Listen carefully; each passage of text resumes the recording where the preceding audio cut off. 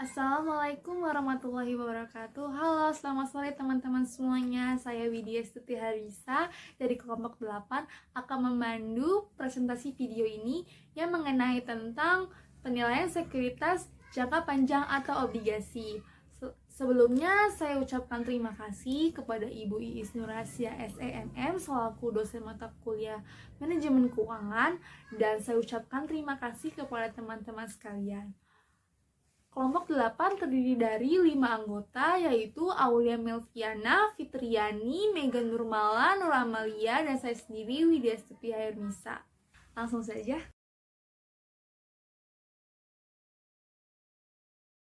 Prolog. Untuk memenuhi kebutuhan modalnya, suatu perusahaan akan melakukan kebijakan pembiayaan. Pembiayaan terdiri dari dua, yaitu internal dan eksternal. Yang pertama ini ada internal, laba ditahan, jenis laba berhasil penjualan barang dan jasa yang kemudian dibagikan sehingga menjadi tambahan bagi para pemegang saham. Yang kedua ini ada eksternal, penerbitan sekuritas baik jangka pendek maupun jangka panjang.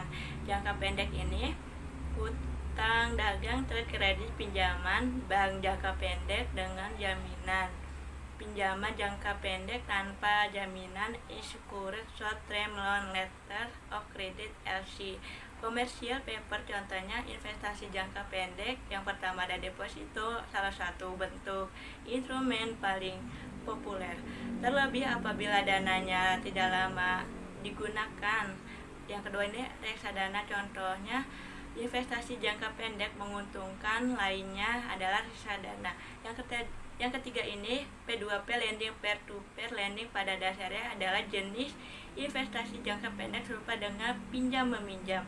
Yang keempat ini ada obligasi atau surat utang negara, merupakan contoh investasi jangka pendek yang cenderung menguntungkan. Yang kelima ini tabungan berjangka, juga bisa menjadi salah satu contoh investasi jangka pendek yang bisa diperhitungkan. Jangka panjang, kredit, investasi, hipotek, dan penerbitan sekuritas jangka panjang. Contoh investasi jangka panjang: saham, obligasi, properti. Apa yang termasuk ke dalam sekuritas jangka panjang? Yang pertama ini ada kewajiban, surat berharga atau sertifikat yang berisi kontrak utang atas kredit yang diterima oleh penerbit, obligasi dari pembeli, kredit permodal sendiri dapat diterbitkan oleh pesta seperti pemerintah dan swasta. Yang kedua ini saham, surat berharga yang merupakan tanda pemilikan seseorang atau badan terhadap suatu perusahaan. Saham dapat berupa saham biasa dan saham disukai. Obligasi bond dapat didefinisikan sebagai utang jangka panjang yang akan dibayar kembali pada saat jatuh tempo dengan bunga yang tetap. Jika ada nilai utang dari obligasi akan dibayar pada saat jatuh temponya dan dinyatakan dalam surat utangnya. Bunga dari obligasi adalah tetap, misalnya 14% setahun, dan sudah ditentukan. Karena obligasi membayar bunganya yang besar tetap, maka obligasi dikenal juga sebagai sekuritas pendapatan tetap. Jenis obligasi yang pertama ada serial bond, obligasi seri, jatuh tempo berurutan obligasi yang jatuh tempo dan dibayar secara cicilan. Yang kedua ini term bond, obligasi termin, jatuh tempo bersamaan obligasi yang jatuh tempo pada suatu saat di masa depan yang spesifik. Yang C ini kombinasi di keduanya. Poin yang terakhir ini adalah kombinasi dari serial bond, obligasi seri, dan term bond, obligasi termin. Baiklah, saya akan melanjutkan slide yang keempat, yaitu macam-macam obligasi dibagi menjadi 3. 1. Obligasi pemerintah diterbitkan oleh pemerintah Sun. Terus yang kedua itu municipal bonds, itu diterbitkan oleh pemerintah daerah, provinsi, kota, kabupaten. Yang ketiga itu obligasi perusahaan yang diterbitkan oleh perusahaannya. Yang kelima yaitu nilai obligasi. 1. Nilai maturity value. Nilai yang dijanjikan akan dibayar pada saat obligasi jatuh tempo. Nilai maturity ini juga mewakili nilai nominal atau nilai par value atau nilai tampang. Fase value dari obligasi nilai jatuh tempo biasanya sudah tertulis pada lembarnya, misalnya 1.000 US dollar atau jika dirupiahkan itu 1 juta. Terus yang kedua itu nilai pasar market value. Nilai pasar market value itu nilai obligasinya, nilai jual beli obligasi yang terdaftar di pasar modal pada saat tertentu.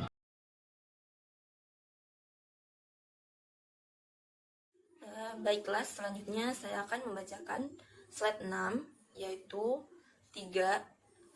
Nilai intrinsik obligasi. Nilai intrinsik obligasi adalah perkiraan nilai sebenarnya dari suatu obligasi, di mana nilai sebesarnya tidak mungkin dengan tepat, hanya dapat diperkirakan. Nah, sedangkan menurut Jugianto 2014-190, nilai intrinsik yaitu suatu obligasi pada saat tertentu dapat diperkirakan dengan rumus.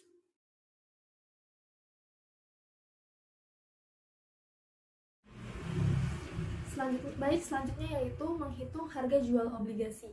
1. Obligasi yang dijual pada harga diskonto. Metode perhitungan bunga obligasi ini digunakan jika tingkat bunga pasar atau market interest rate lebih tinggi dari tingkat bunga nominal atau coupon rate. Hal tersebut berdampak pada harga diskonto, yang berarti harga obligasi lebih rendah dari nilai nominal atau face value atau nilai pari, par value. Lalu, apa keuntungan bagi investor? Harga diskonto menjadi cara investor mengompensasi selisih tingkat bunga nominal dengan bunga di pasar. Kedua, obligasi yang dijual pada harga premi. Harga premi obligasi tercipta ketika tingkat bunga pasar lebih rendah daripada tingkat bunga nominal. Hal tersebut membuat obligasi yang dijual menerapkan harga premi. Artinya, obligasi melebihi nilai nominal atau nilai pari. Harga premi menjadi cara investor mengompensasi selisih antara tingkat bunga nominal dengan tingkat bunga pasar. Selanjutnya yaitu ketiga, obligasi yang dijual pada harga nominal.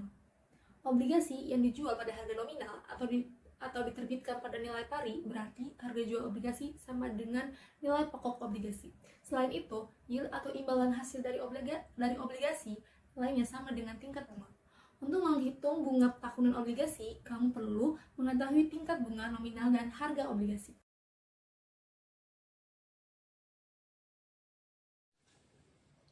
Persamaan untuk menghitung harga obligasi. Harga obligasi sama dengan nilai sekarang dari nilai pokok obligasi ditambah nilai sekarang dari pembayaran bunga. Rumusnya yaitu dalam kurung PF dikali PFIF ditambah dalam kurung C tambah PFIFA. Untuk PFIF rumusnya yaitu 1 per dalam kurung 1 ditambah R pangkat T. Untuk rumus PFIFA sama dengan 1 dikurang 1 per dalam kurung 1 tambah R pangkat T dibagi R. C adalah nilai kupon atau bunga yang dibayarkan tiap periode. R sama dengan tingkat bunga pasar per periode. T sama dengan banyaknya periode pembayaran kupon. PF sama dengan face value atau nilai nominal obligasi. Contoh obligasi yang dijual pada harga diskonto. Obligasi yang bernilai nominal 10 juta diterbitkan dengan tarif kupon 14% setahun. Kupon dibayarkan setiap 6 bulan. Obligasi tersebut akan jatuh tempo dalam waktu 7 tahun dan memiliki bunga pasar 16%. Hitunglah harga obligasi dan berapa diskontonya. Diketahui 1 tahun sama dengan 2 periode pembayaran kupon. T adalah banyaknya periode pembayaran kupon sama dengan 7 tahun dikali 2 periode sama dengan 14 periode. R adalah tingkat bunga pasar per periode sama dengan 16% dibagi 2 hasilnya 8% per periode. Kupon sama dengan dalam kurung 14% dibagi 2 dikali 10 juta. Hasilnya 700.000 per periode. Nilai sekarang dari nilai pokok obligasi yaitu FP dikali PFIF sama dengan 10 juta dikali 1 per dalam kurung 1 ditambah 0,08 pangkat 14. 10 juta dikali 0,340, 4610, 414 sama dengan 3.404.610 rupiah. Nilai sekarang dari pembayaran bunga, rumusnya yaitu C dikali PFIFA sama dengan 700.000 dikali 1 min 1 per dalam kurung 1 ditambah 0,08 pangkat 14 per 0,08 sama dengan 700.000 dikali 8,244236983 hasilnya adalah 5.470.965 rupiah.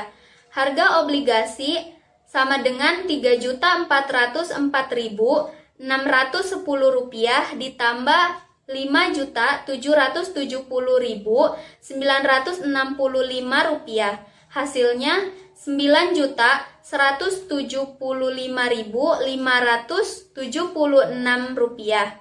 Diskonto obligasi 10 juta dikurang 9.175.576 rupiah. Hasilnya yaitu 824.423 rupiah. Diskonto adalah selisih antara harga jual dan nominal obligasi. Contoh obligasi harga premi pada PT Bukit Mas. PT Bukit Mas menerbitkan obligasi berjangka waktu 5 tahun sebesar 5 juta dengan bunga 10% per tahun yang dibayarkan per semester. Suku bunga pasar 8%. Hitung harga jual obligasi dan berapa premi obligasi tersebut. Diketahui 1 tahun sama dengan 2 periode, T sama dengan 5 tahun dikali 2 sama dengan 10% periode.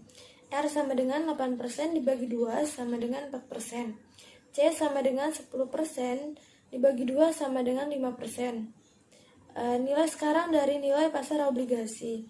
FP dikali PIF sama dengan 5 juta dikali 1 per 1 ditambah 0,04 pangkat 10 sama dengan 5 juta dikali 1 per 1,48 0244 28491 sama dengan 5 juta dikali 0,67 55641688 sama dengan 3.377.820 rupiah. Nilai sekarang dari pembayaran bunga C dikali PPIFA sama dengan 250.000 dikali 1 kurang 1 per 1 ditambah 0,04 pangkat 10 per 0,04 sama dengan 250.000 dikali 1 dikurang 0,6755641688 per 0,04 sama dengan 250.000 dikali 8,11089,578 sama dengan 2.027.723 rupiah.